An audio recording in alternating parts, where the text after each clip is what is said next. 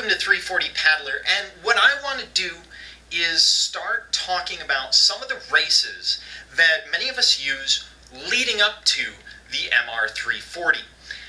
And we want to start today with the South Dakota Kayak Challenge. It's one of the early season events. It's at the end of May. It's 74 miles over Memorial Day weekend. The race is May 27th, starting in Yankton and going down to Sioux City, Iowa, down the Missouri River.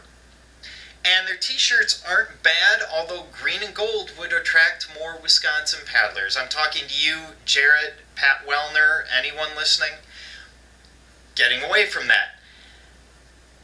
When you look at the race up there, it's on the Missouri River, but it's a Missouri River that's very different from what we race on the 340, at least for the first 60 miles or so.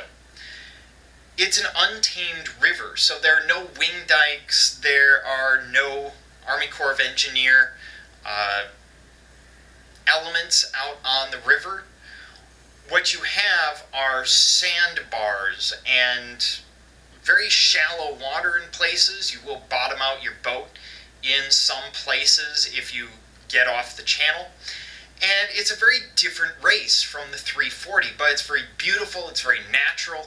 And the last 14, 16 miles, somewhere in there, is in fact channelized just like the MR340. So you get a taste of both. It has checkpoints, just like the 340. There are, I believe, 4 checkpoints during the South Dakota Kayak Challenge. And there you have to stop and actually talk to someone. But it gives you a feel for what it's like to sort of have a goal, a short-term goal. Okay, I'm paddling to the first checkpoint, that's 18 miles, and then I'm paddling another 10 miles, and I'm paddling. And it gives you an idea of sort of what it would be like at the 340. Also, it's good for your ground crew. If they happen to be available, you can practice some of that. The South Dakota Kayak Challenge is a little unique. It has a shuttle that runs on Friday before the race. You can drop your car at the finish, and they'll drive you back up to Yankton, probably kicking and screaming into South Dakota, because that's usually how people enter South Dakota. There's camping at the beginning of the race, so you can bring your own tent, etc., and just take it down with you either in the boat, or they have a trailer you can throw things in before the race, and that'll meet you down at the finish line. They also have food available. There was, if I remember correctly, dinner on Friday night, and then Saturday morning I think there was some food available in the morning. And I did run this last year. It's a great event put on up there in South Dakota.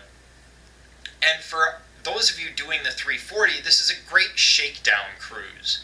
Great way to find out what it's going to be like to sit in your boat that long. What sort of pains are you going to have? What sort of issues might come up, so you can start to fix them now. Also an excellent time to practice your new nutritional routine if there are any changes taking place for the 340. Those problems will come out in a race like South Dakota.